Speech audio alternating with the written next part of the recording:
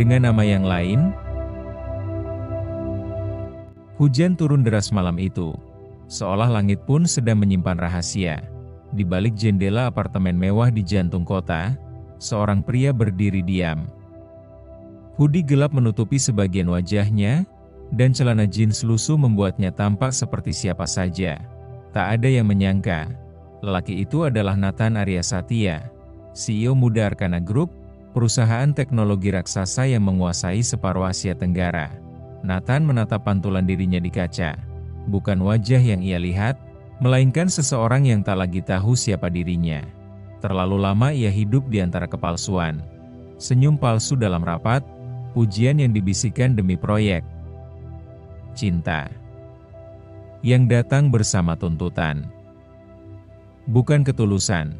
Di dasar sunyi malam itu, Nathan menanyakan sesuatu yang tak pernah bisa ia jawab dengan kekayaannya. Adakah yang bisa mencintaiku tanpa tahu siapa aku sebenarnya? Dan dari sana, semuanya dimulai, penyamaran, identitas baru. Nama baru, ia menjadi Rio, staf magang biasa di divisi umum Arkana.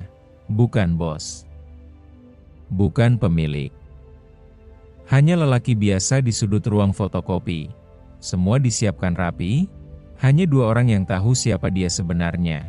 Sekretaris pribadinya, dan sang direktur lama yang sudah pensiun. Sisanya, hanyalah dunia tempat Nathan mencoba menjadi manusia biasa. Dan, diam-diam, mencari cinta yang tak mengenal nama.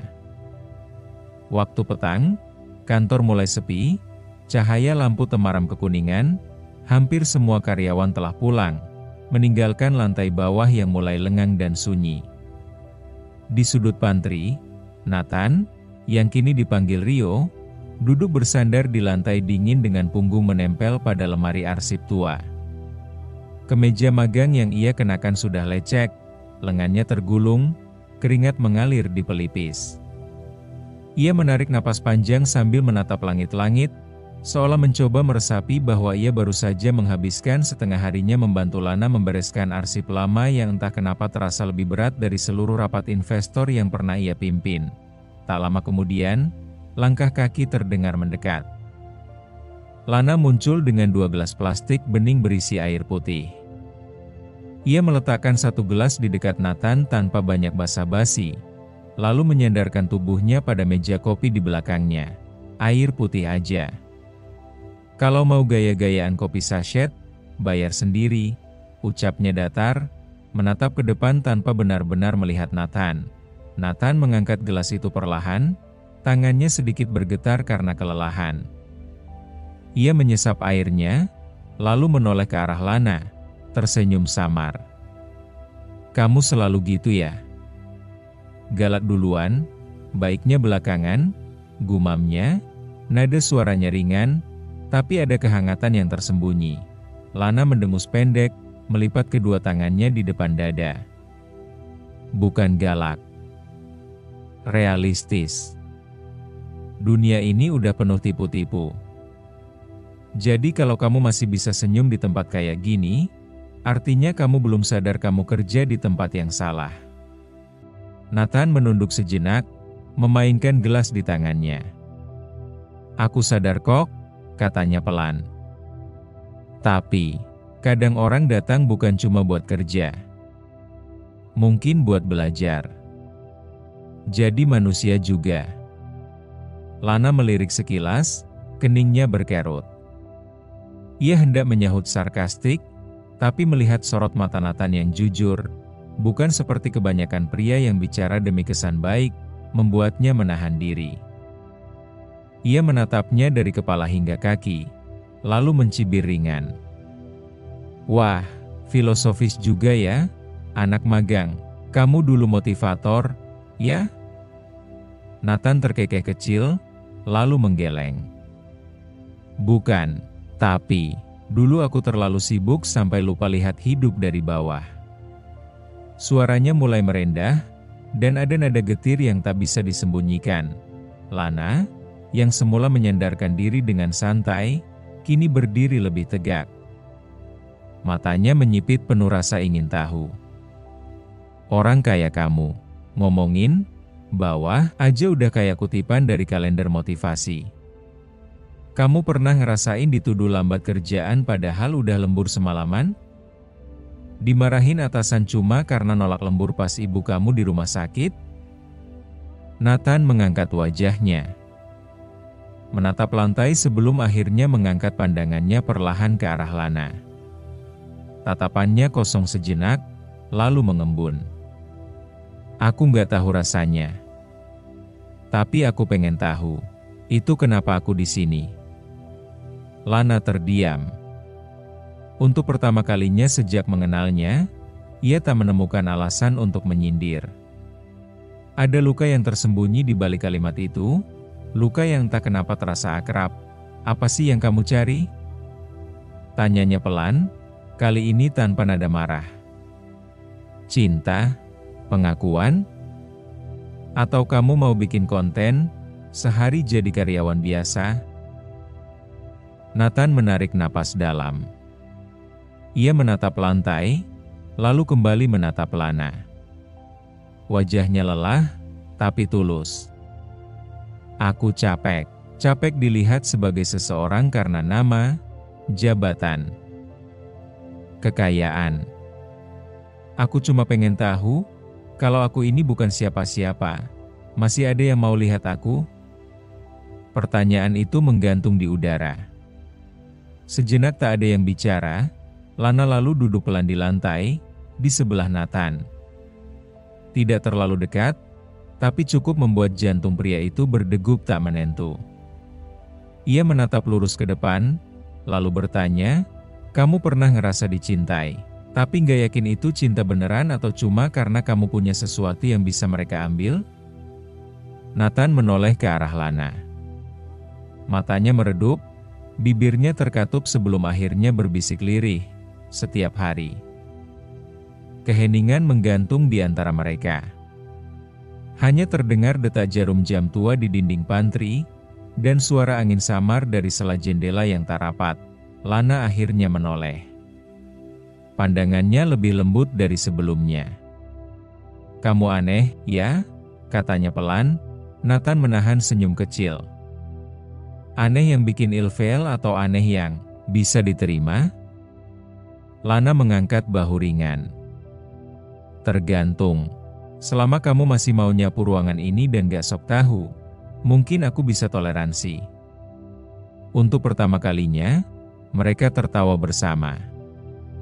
Bukan karena lucu, tapi karena mulai mengerti bahwa di balik lelahnya hari itu, ada ruang kecil di hati mereka yang mulai terbuka. Di ruang pantry yang sederhana dan usang, dua hati yang terluka mulai meraba jalan satu sama lain. Tak ada pengakuan, tak ada janji manis. Hanya percakapan yang lahir dari kejujuran, dan itu lebih dari cukup untuk menumbuhkan sesuatu yang selama ini tak mereka sadari. Harapan. Warung sederhana pinggir jalan, suasana malam, gerimis tipis, sekitar pukul 20.30, warung itu tak besar. Hanya beberapa meja plastik, kursi yang tak seragam, dan lampu neon yang berkedip pelan. Tapi di sanalah Nathan merasa paling hidup, bukan sebagai CEO Arkana, bukan sebagai lelaki dengan setelan jas mahal, melainkan sebagai Rio, lelaki yang sedang jatuh cinta pada seseorang yang membenci segala hal yang dulu membuatnya merasa berkuasa. Malam itu, mereka duduk berhadapan. Di atas meja ada dua mangkuk bakso sederhana dan teh hangat dalam gelas kaca. Uapnya menari pelan di udara, bercampur dengan embusan angin malam dan bau tanah yang baru diguyur gerimis. Lana duduk bersandar, bahunya sedikit melemas. Rambutnya diikat seadanya, dan ia terlihat lebih tenang daripada biasanya. Tapi sorot matanya dalam. Seperti menyimpan sesuatu yang selama ini enggan ia buka. Nathan memperhatikannya. Ia jarang melihat Lana sehening ini. Biasanya ia akan mengomentari rasa bakso, mengejek gaya duduk Nathan yang terlalu kaku, atau sekadar berseloroh tentang betapa bos Arkana pasti gak pernah makan di tempat seperti ini. Tapi tidak malam ini.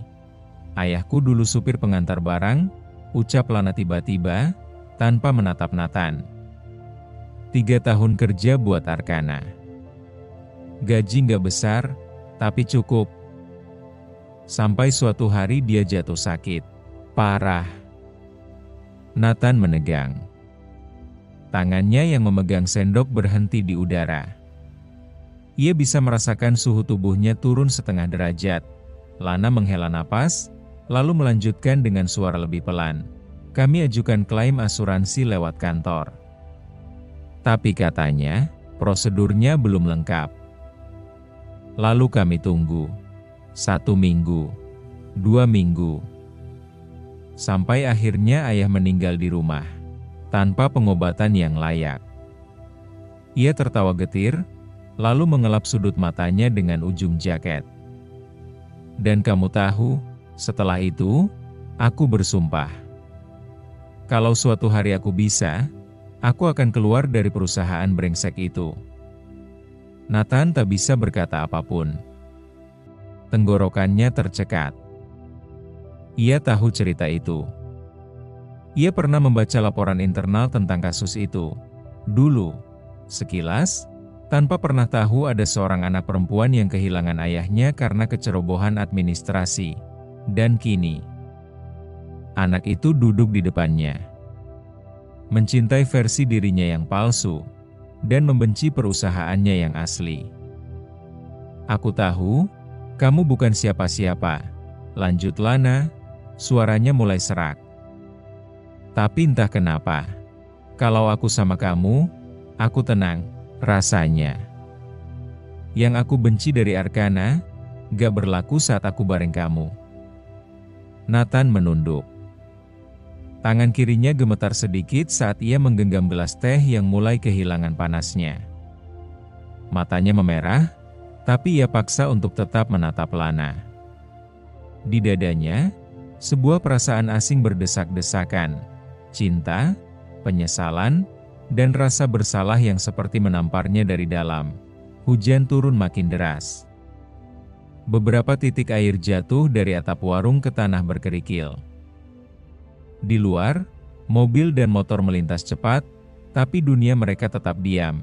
Nathan akhirnya bicara, lirih, nyaris tak terdengar. Kalau aku bilang, gak semua orang di Arkana setuju sama keputusan itu, kamu bakal percaya? Lana mengangkat wajahnya. Matanya yang bening menatap penuh curiga, tapi juga menggenggam secuil harapan. Maksudmu? Nathan ingin jujur.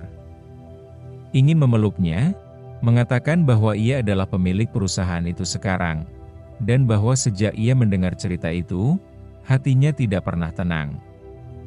Tapi ia tahu, mengucapkannya sekarang, akan merusak semuanya. Karena cinta yang lahir dari kebohongan, tak akan bertahan tanpa kehancuran.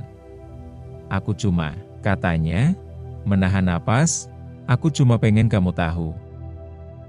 Kamu berhak marah. Kamu berhak benci. Tapi tolong, jangan tutup hati kamu untuk semua hal yang mungkin datang tanpa kamu duga. Lana memalingkan wajah, menatap hujan di luar. Lalu berbisik pelan, kadang aku benci diriku sendiri karena bisa nyaman sama kamu. Padahal aku tahu aku harusnya nggak boleh percaya siapapun yang terhubung sama Arkana. Nathan menahan air mata yang hampir tumpah. Ia menggenggam sendok dengan erat, mencoba menyalurkan gemetar di dadanya ke benda mati itu. Dan di sanalah mereka. 2 jiwa duduk di warung sederhana, di bawah atap bocor dan cahaya temaram. Hujan turun deras, tapi tidak lebih deras dari badai yang mengguncang dada mereka. Cinta tumbuh dari banyak hal, kadang dari tawa, kadang dari luka. Tapi cinta yang tumbuh di atas rahasia, selalu membawa resiko. Malam itu, Nathan tak hanya mencintai Lana. Ia mulai takut kehilangannya. Karena yang ia pertaruhkan, bukan hanya hubungan, tapi kebenaran tentang siapa dirinya, yang bisa membuat Lana pergi untuk selamanya. Kantor Arkana Group, ruang tengah divisi umum, siang hari, 15 menit setelah makan siang, suasana biasanya tenang, tapi tidak kali ini, kabar itu menyebar seperti api yang menjilat bensin. Foto-foto itu, tangkapan layar dari konferensi CEO Arkana bersama para pemegang saham, berita-berita bisnis, bahkan video pidato gala malam tahun lalu, menyeruak di layar komputer karyawan. Semua menunjukkan sosok yang sama, Rio, bukan Rio. Dia adalah Nathan Arya Satya, CEO utama Arkana Group. Lelaki yang selama ini mereka pikir hanya staf magang, ternyata adalah pemilik perusahaan. Forum internal meledak. Grup WhatsApp divisi ramai dengan stiker dan umpatan. Wajah-wajah yang tadinya lelah kini dipenuhi rasa ingin tahu. Syok dan perasaan dibohongi. Lana berdiri diam di tengah ruangan. Matanya terpaku pada layar komputernya sendiri, tempat wajah Rio, yang kini ia tahu bernama Nathan, menyambut ribuan tamu penting dalam balutan jas abu-abu elegan. Tangan Lana bergetar. Satu klik lagi mengungkapkan portofolio Nathan sebagai CEO termuda Arkana, lulusan luar negeri, pewaris sekaligus penyelamat perusahaan setelah krisis 5 tahun lalu. Lalu suara langkah cepat terdengar. Semua mata menoleh ke arah Nathan yang baru saja turun dari lift, tidak lagi mengenakan seragam magang, tapi kemeja putih bersih dan celana formal. Penampilannya berubah total. Tapi bukan itu yang membuat semuanya terdiam. Tatapan matanya, sayu. Lelah, dan bersalah, Lana maju selangkah. Wajahnya merah padam. Hening terasa menusuk, dan kemudian pecah. "Kamu bohong dari awal," bentakan itu menggema di seluruh lantai. Beberapa karyawan secara refleks mundur. Yang lain hanya menatap terpaku. Lana berdiri tegak, dadanya naik turun cepat karena amarah dan luka yang bersatu. Suaranya pecah saat ia melanjutkan, "Kamu pikir ini permainan? Kamu pikir bisa dapat cintaku lewat sandiwara?" Matanya basah. Tapi bukan karena rindu. Karena kecewa. Dalam. Seperti ditusuk dari belakang oleh orang yang paling ia percaya, Nathan menunduk. Ingin bicara, tapi tak satu pun kata keluar. Lidahnya keluh. Bukan karena takut dicemooh, tapi karena rasa bersalahnya tak bisa ditanggung oleh kalimat manapun. Ia menatap Lana. Dan yang ia lihat bukan hanya kemarahan, tapi kehancuran. Ia telah mematahkan kepercayaan seorang perempuan yang hatinya sudah lelah berharap. "Aku percaya kamu, Rio," ucap Lana, lebih pelan. Suaranya bergetar. "Aku bukain pintu untuk orang yang aku kira nyata. Tapi ternyata kamu cuma pakai topeng." Nathan melangkah maju, perlahan. "Lana, dengar aku gak berniat menyakitimu. Aku cuma pengen tahu siapa yang mencintaiku bukan karena nama, bukan karena, dan kamu pikir caranya dengan pura-pura jadi orang lain?" Potong Lana, tajam. "Itu bukan kejujuran, Nathan. Itu manipulasi." Nama itu terdengar asing di telinga Lana sendiri. Dingin. Jauh. Tak ada lagi Rio. Yang tersisa hanya bayangan laki-laki yang pernah ia cintai, dan kini jadi asing dalam sekejap. Beberapa menit kemudian, Lana menghilang dari keramaian, meninggalkan semua orang dalam kebisuan. Sore hari, ruang atasan HRD, Lana menyerahkan amplop putih ke meja. Tidak menunggu konfirmasi. Tidak menoleh. Begitu keluar dari ruangan, ia tidak menoleh ke belakang. Tidak ada tangis, hanya langkah cepat yang terdengar semakin jauh. Keesokan paginya, meja Nathan, lantai 30, Nathan membuka laci dan menemukan sepucuk surat dengan tulisan tangan halus. Kertasnya dilipat rapi, aromanya masih samar mengingatkan pada parfum yang Lana sering pakai. Aku mencintai Rio. Tapi kamu bukan dia. Dan aku terlalu lelah untuk mencintai seseorang yang menjadikan kejujuran sebagai permainan. Tangannya bergetar saat membaca. Nafasnya sesak. Ia duduk terdiam di ruangannya yang luas dan dingin. Jendela di belakangnya menampilkan langit mendung. Sama seperti dadanya. Hari itu, Nathan kehilangan dua hal yang paling ia jaga, penyamarannya, dan Lana. Kebenaran memang tak bisa disembunyikan selamanya. Dan saat ia muncul, ia datang bukan seperti cahaya penyembuh, melainkan badai yang merobohkan segalanya. Cinta yang dibangun di atas rahasia, tak mampu berdiri saat kenyataan datang seperti petir, membakar, memecah, dan meninggalkan puing-puing yang hanya bisa disesali dalam diam. Kantor Arkana Group, lantai 30, ruang kerja CEO, 3 bulan setelah kepergian Lana. Langit di luar jendela kantor memudar dalam gradasi biru tua dan kelabu. Kota di bawah sana masih benderang, sibuk, dan penuh sorotan lampu. Tapi ruang kerja Nathan terasa seperti kota kosong. Lapang, mahal, tapi dingin. Nathan duduk sendirian di kursi kulit hitamnya. Kemeja putihnya rapi, jas tergantung di belakang kursi. Di depannya, layar laptop menampilkan grafik keuangan yang terus naik, indikator keberhasilan yang bagi dunia adalah kebanggaan. Tapi bagi Nathan, hanya angka tanpa makna. Ia menarik napas panjang. Meja yang dahulu penuh energi, kini hanya diisi dengan tumpukan laporan yang tidak lagi menarik. Rapat-rapat strategis berlalu seperti formalitas. Pidato-pidato kemenangan terasa kosong. Dunia luar mungkin melihatnya sebagai CEO yang kembali fokus, tapi di dalam hatinya, ia hanya pria yang kehilangan rumah dari satu-satunya tempat ia merasa diterima, dada Lana. Kadang, saat malam benar-benar sepi, Nathan membuka galeri ponselnya diam-diam. Satu-satunya foto yang tersisa, Lana yang tertawa di warung bakso. Rambutnya diikat acak, matanya menyipit karena senyum lebar. Nathan mengusap layar itu perlahan, seolah takut kenangan itu akan menghilang kalau disentuh terlalu keras. Maafkan aku, gumamnya lirih. Tak ada yang mendengar, kecuali dinding kaca yang memantulkan bayangan dirinya yang terlihat lebih tua dari usianya. Sampai akhirnya, malam itu datang, saat mengecek laporan Corporate Social Responsibility, CSR, yang biasanya ia delegasikan ke tim, matanya terhenti pada satu proposal. Judulnya sederhana, Penerangan Desa Terpencil, sebuah gerakan kecil dari komunitas cahaya untuk desa.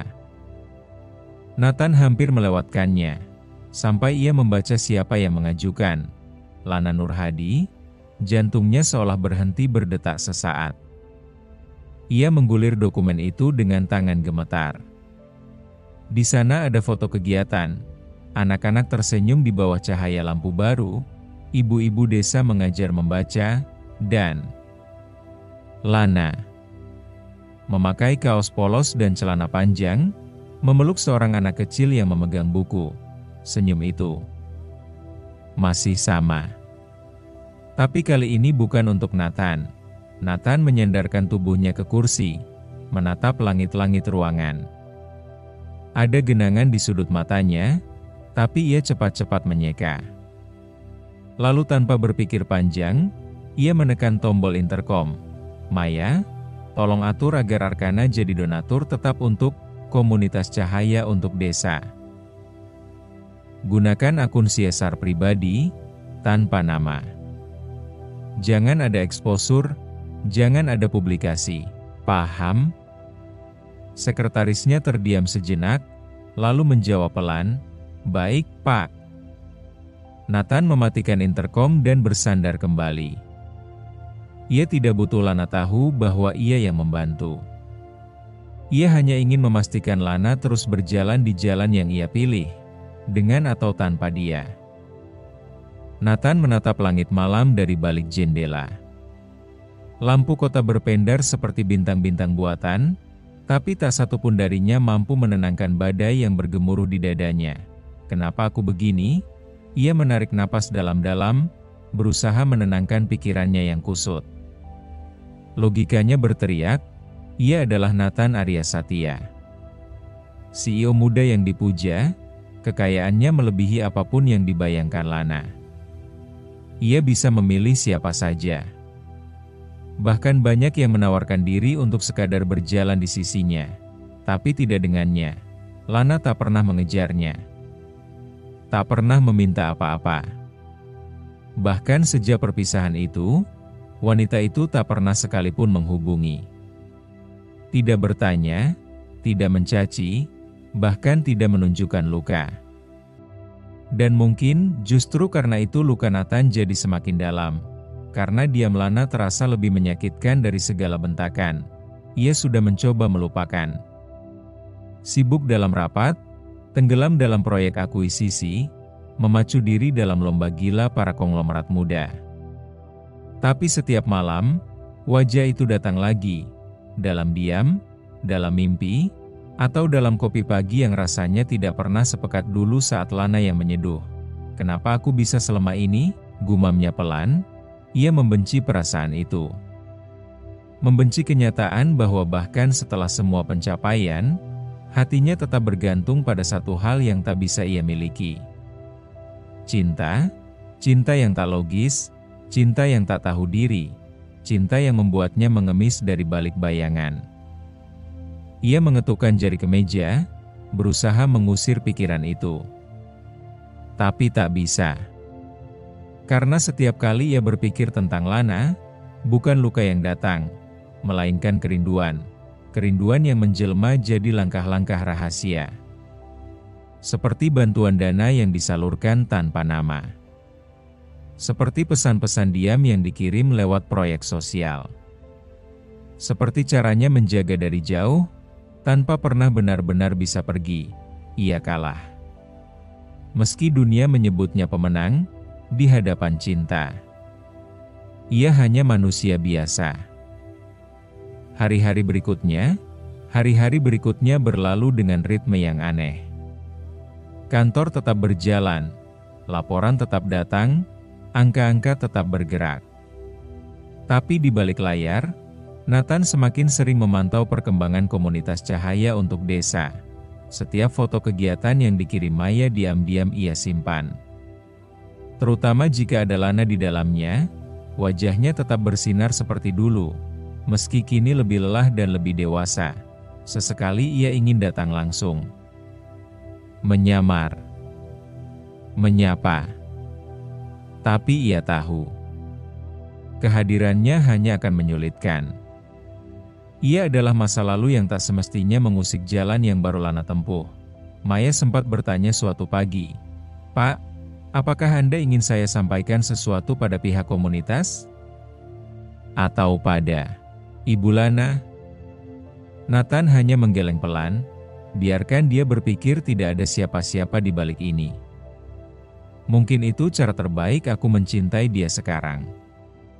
Ia tahu betul, tidak semua cinta harus memiliki. Tapi setiap malam, ketika tirai ditutup dan dunia berhenti, Nathan tetap menoleh pada bayangan kosong di sofa sebelah tempat Lana biasa duduk, tersenyum, menasihati, atau sekadar tertawa karena hal-hal sepele.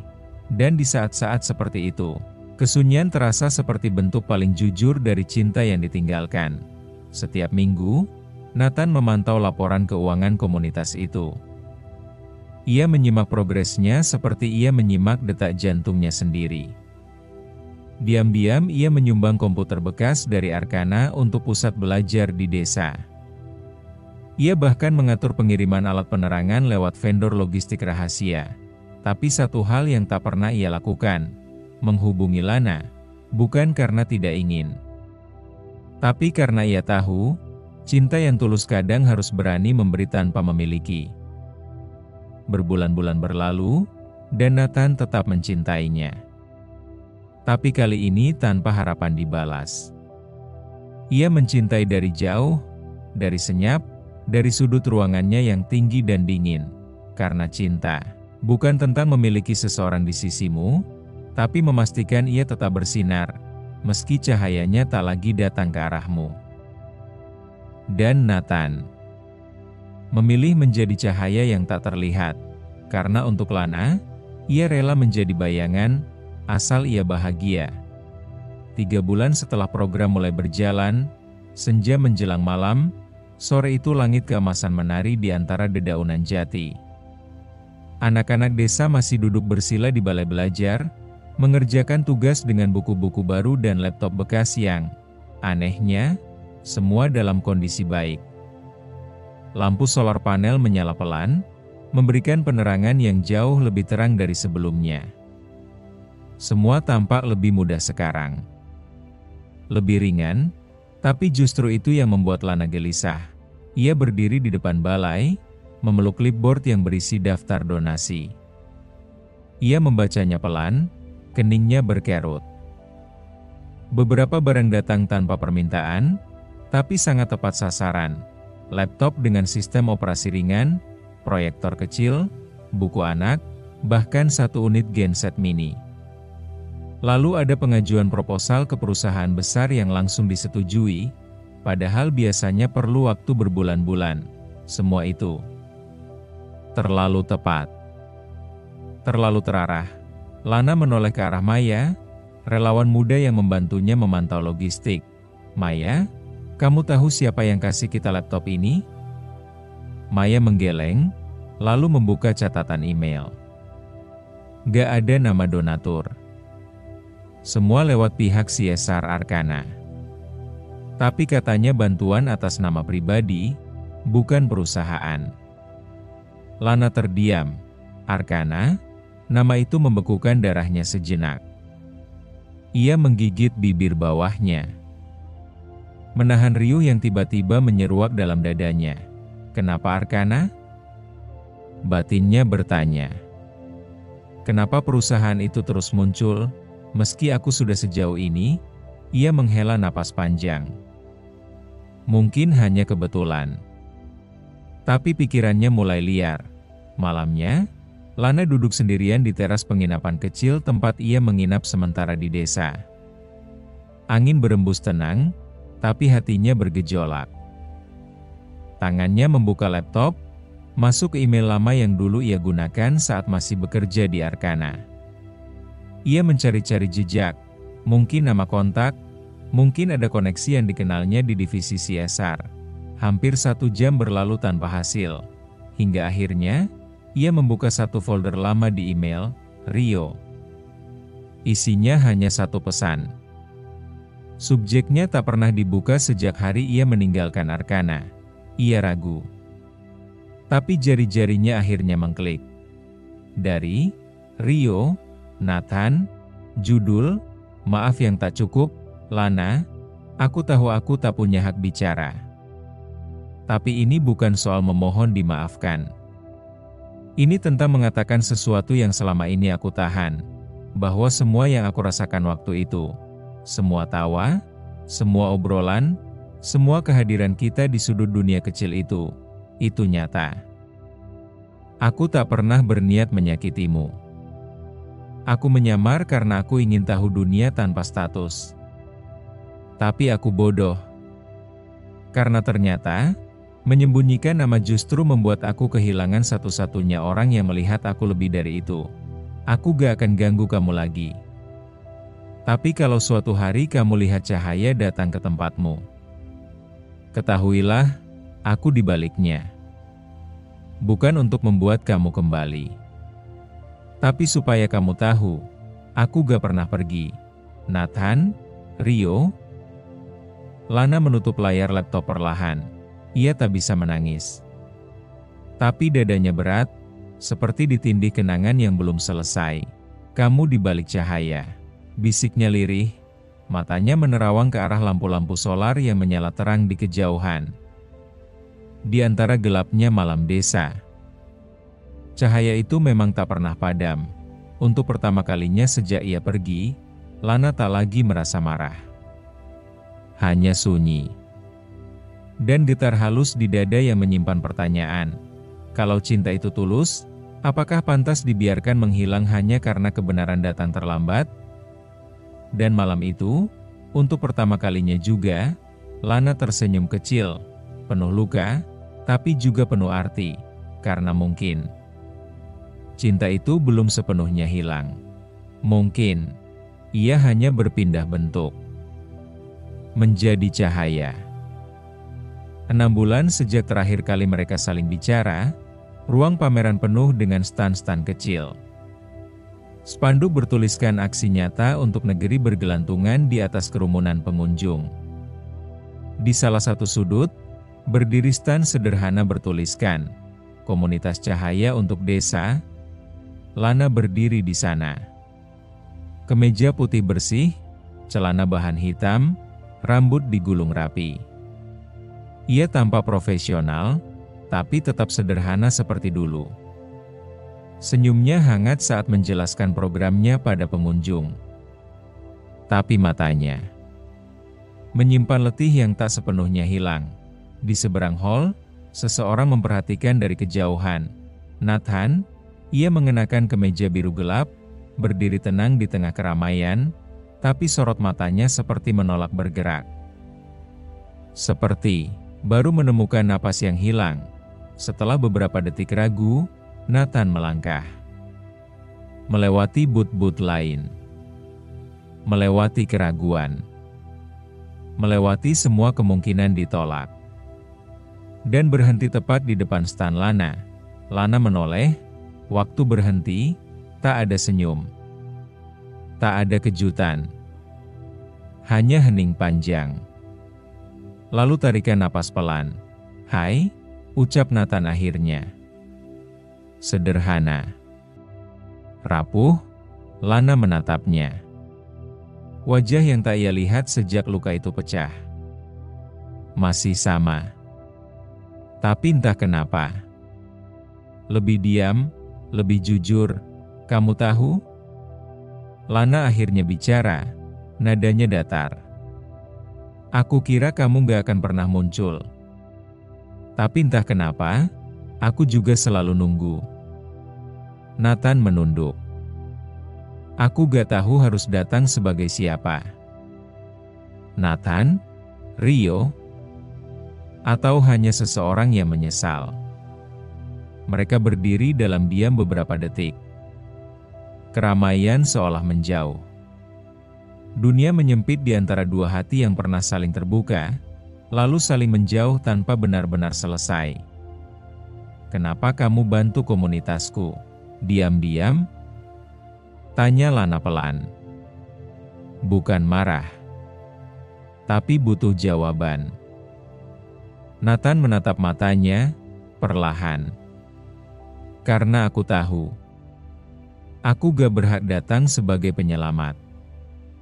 Tapi aku gak sanggup lihat kamu berjalan sendirian. Aku cuma ingin tetap ada, meski tanpa dikenali." Lana terdiam. Ia menunduk sebentar, lalu tersenyum tipis. Bukan karena bahagia, tapi karena akhirnya, semua yang menggantung, menemukan kata. "Lucu ya," gumamnya. "Kita mulai dari kepura-puraan, dan berakhir dengan kejujuran." Nathan mengangguk. "Kalau waktu bisa diulang." "Tapi nggak bisa," potong Lana. "Dan aku nggak mau hidup dari andai." Lalu hening lagi. Orang-orang berlalu lalang di sekitar mereka, tapi mereka berdua seperti berdiri di dalam dunia sendiri, yang baru saja mereda dari badai. "Aku gak janji bisa jatuh cinta lagi," ucap Lana akhirnya, menatapnya dalam. "Tapi mungkin kali ini, aku mau belajar dari awal. Tanpa topeng, tanpa kebohongan, dan tanpa janji." Nathan tak berkata apa-apa. Ia hanya tersenyum, rapuh tapi tulus. seperti seseorang yang tahu bahwa ini bukan kemenangan, tapi juga bukan akhir, hanya lembar baru yang belum tahu akan kemana dibawa angin. Mereka tidak berpelukan, tidak berpegangan tangan, tidak berjanji akan kembali. Tapi saat Nathan melangkah pergi, dan Lana kembali menghadapi stan kecilnya, keduanya tahu sesuatu telah berubah. Mungkin bukan cinta yang utuh, tapi pengertian, kejujuran, dan seutas harapan yang tumbuh perlahan. Dari tanah luka yang dulu tak bisa ditumbuhi apa-apa, karena kadang cinta tak selalu harus dimiliki. Cukup saling tahu bahwa di dunia yang besar ini, ada satu jiwa yang pernah merasa rumah, dan mungkin akan datang lagi. Saat mereka siap, saat waktunya benar, bukan tentang siapa dirimu di luar, tapi siapa yang tetap tinggal. Meski tahu siapa kamu sebenarnya, cinta sejati tak mengenal nama. Tak peduli status. Ia hanya peduli pada hati yang jujur. Dan kadang, satu-satunya cara menemukan yang tulus adalah dengan melepaskan segalanya, bahkan nama sendiri.